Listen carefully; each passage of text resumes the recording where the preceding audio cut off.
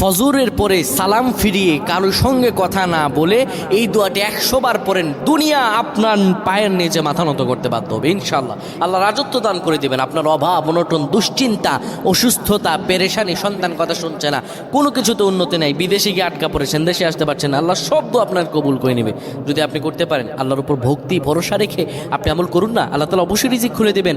আল্লাহ তাআলা আল্লাহু খায়রুর রাজিকিন, আল্লাহ হচ্ছে উত্তম রিজিক দাতা।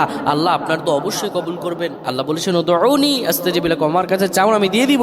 এই কথাগুলো তোমরা শেয়ার করে দিবা, ফ্যামিলি সবার কাছে শেয়ার করবা। তুমি আমল না করো সব পাবা যদি তোমার একটা কথা অন্য কেউ শুনে আমল করে। আমার প্রায় ভাইরা, ফজর নামাজের পরে নবীজি কখনোই আমলটা ছেড়ে দিতেন না।